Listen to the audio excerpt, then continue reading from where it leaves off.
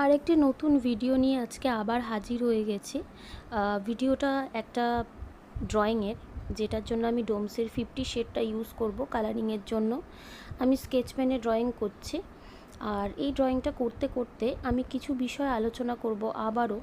এর আগে আমি ভিডিওতে অন্য ড্রয়িংয়ের সাথে আমার ক্লাসেসের ব্যাপারে আলোচনা করেছি, যে কোথায় কোথায় আমি ক্লাস করাই এবং অনলাইনে কবে কবে করাই, সমস্ত কিছু। আজকে আমি এই ড্রয়িংটা করতে করতে আপনাদের সাথে আমার ড্রয়িংয়ের প্রসেস, অর্থাৎ শেখানোর প্রসেস সম্পর্কে আলোচনা করব। দেখুন, এখন কলকাতা সহ পুরো ভারতবর্ষে বিভিন্ন জায়গায় ড্রয়িং স্কুল রয়েছে এবং সেখানেও অনেক বড় বড় আর্টিস্ট, অনেক বড় বড় টিচাররা যারা খুব ভালো ড্রয়িং শেখান, তারা ওখানে কাজ করেন এবং ড্রয়িং শেখাচ্ছেন। এখানে ভিডিওতে আমি শুধুমাত্র আমার প্রসেসটা নিয়ে আলোচনা করব। আমি কিভাবে ড্রয়িং শেখাই এবং কি কি প্রসেসে ড্রয়িং শেখাই, কোন কোন স্কুলে কোন কোন ক্ষেত্রে কি কি প্রসেস অবলম্বন করে ড্রয়িংটা শেখাতে হয় বাচ্চাদের। কারণ প্রত্যেকটি বাচ্চার শেখার ধরন এবং শেখার সময় আলাদা হয়। একটি বাচ্চা কোনো ড্রয়িং যদি 1 মাসে শিখে যায়, সেই জায়গায় অন্য বাচ্চা সেই ড্রয়িংটি শিখতে হয়তো 5 মাস সময় লাগতে পারে। এইটুকু ধৈর্য কিন্তু মা বাবাকে অবশ্যই ধরতে হবে, প্রথম কথা। আর আমি এখন প্রথমেই আমি বলবো যে আমার স্কুলগুলোতে কিংবা অনলাইন ড্রয়িং ক্লাসে কি কি প্রসেস অবলম্বন করে আমি বাচ্চাদের শেখাই, যাতে ওদের শিখতে, বুঝতে এবং ড্রয়িংয়ের প্রতি ভালোবাসা জন্মাতে আমি সাহায্য করতে পারি, এরকম বিষয়গুলো নিয়ে আলোচনা করব। প্রথম কথা, আমি একটি হোয়াটসঅ্যাপ গ্রুপ খুলেছি, যেই গ্রুপগুলিতে আলাদা আলাদা ক্লাসেসের গার্জেনদের ফোন নাম্বার, হোয়াটসঅ্যাপ নম্বর রয়েছে।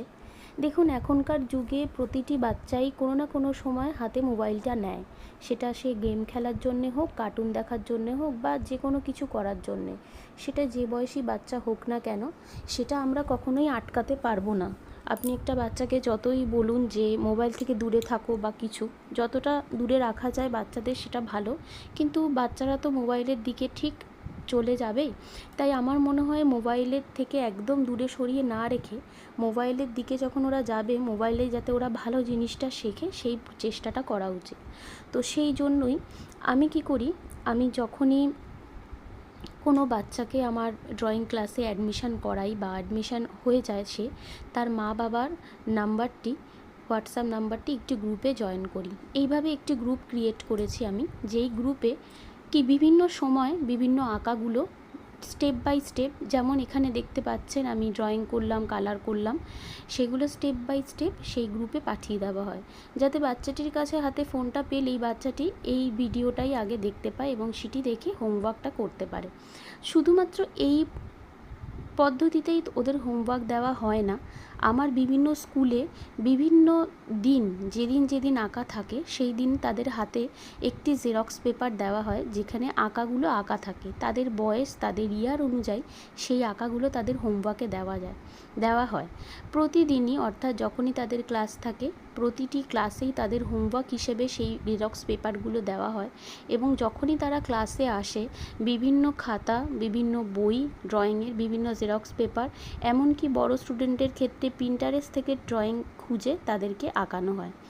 শুধুমাত্র আমার মনের মতো আঁকা নয়, সমস্ত বাচ্চার আলাদা আলাদা ট্যালেন্ট থাকে। অর্থাৎ ভাবুন, আপনার বাচ্চা হয়তো কার্টুন আঁকতে ভালোবাসে, কেউ ল্যান্ডস্কেপ আঁকতে ভালোবাসে, কারোর ম্যান্ডেলা পছন্দ, কারোর স্কেচিং পছন্দ।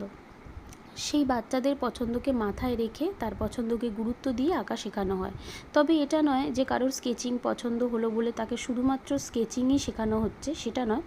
তাকে মাঝে মাঝে স্কেচিং শেখানোর সাথে সাথে অন্যান্য ড্রয়িংয়ের পদ্ধতিগুলো আমার স্কুলে শেখানো হয়।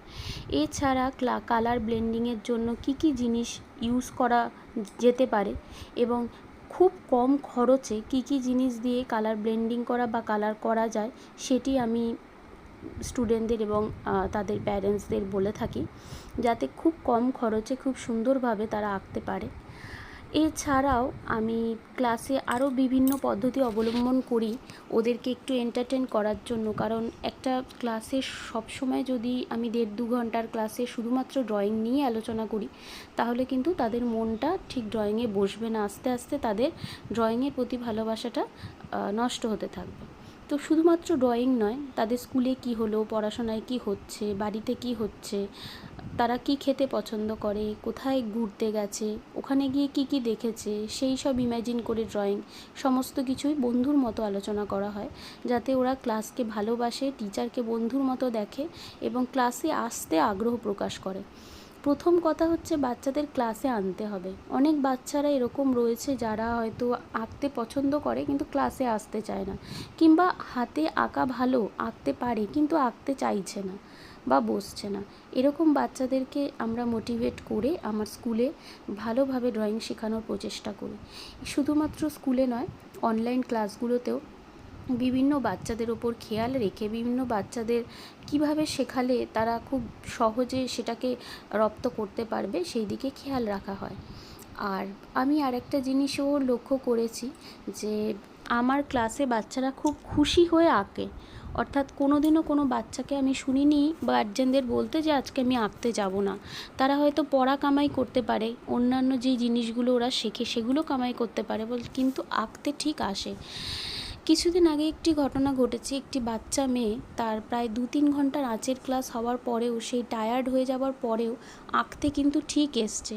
15 মিনিট ক্লাসের টাইম ছিল বাকি, সেই 15 মিনিটেও সে আঁকতে এসছে। এই জিনিসগুলো দেখে আমি সত্যিই প্রাউড ফিল করি। যাই হোক, আমি আবারও ফিরে আসছি আঁকার পদ্ধতির মধ্যে। তো আঁকার পদ্ধতিগুলোর মধ্যে এগুলো তো স্কুলের পদ্ধতি হলো। এবার অনলাইন পদ্ধতি যেটা হয়, অনলাইনে আমি জুম অ্যাপে ক্লাস করাই। মোটামুটি 10 থেকে 12 জন ম্যাক্সিমাম স্টুডেন্টদের নিয়ে ক্লাস করাই এবং এই ক্লাসে এক এক দিন এক এক রকম জিনিস শেখানো হয়। যেমন একদিন অয়েল প্যাস্টেল, একদিন ওয়াটার কালার, একদিন pencil sketch, charcoal sketch, pen sketch, এই সমস্ত জিনিস। এবং বয়স অনুযায়ী একটা ক্লাসে দেখা হয়। যেমন ধরুন আমার ক্লাসে একজন 6 বছরের বাচ্চা রয়েছে, সেই ক্লাসে আবার 15 বছরের একটি বাচ্চাও রয়েছে। তো এই দুজন বাচ্চাই পারবে এরকম কিছু ড্রয়িং করানো হয়। তো যাই হোক, আমি এই কথাগুলো বলার মাধ্যমে এটাই বলতে চাইছি যে আঁকার পদ্ধতিগুলো যেগুলো আমি রেখেছি বা যেগুলো আমি অবলম্বন করে আমার স্টুডেন্টদের শেখাচ্ছি, তাতে ওরা অনেকটা বেশি পরিমাণে এগিয়ে যাচ্ছে। আর আশা করি ভবিষ্যতে আমার বাকি স্টুডেন্টরাও এইভাবেই আমার পদ্ধতিগুলো অবলম্বন করে আরও ভালো আঁকতে পারবে। আর যারা এখনও ভর্তি হয়নি আমার ক্লাসে, তোমরা পদ্ধতিগুলো তো একবার শুনে নিলে, একবার একটুখানি ভর্তি হয়ে দেখো, আশা করি তোমাদের সবার খুব ভালো লাগবে। আর আরেকটা কথা, আমি চেষ্টা করি স্টুডেন্টদের একদমই না বকার, কারণ বকাবকি বা ভয় দেখানো এই জিনিসগুলো আমি কখনোই করি না। এগুলো করলে ওদের মধ্যে ভয় সৃষ্টি হবে, আমি সেটা একদমই চাই না। আমি চাই ওরা বন্ধুর মতো মিশুক এবং ভালোবেসে কাজটা করুক, ভয়তে নয়। ভয়তে হয়তো স্কুলের টিচারদের পড়া করে নিয়ে যেতে পারে, কিন্তু ভয়তে আঁকা হয় না। যাই হোক, আজকের ভিডিওটা এই অবধি। একটু লাইক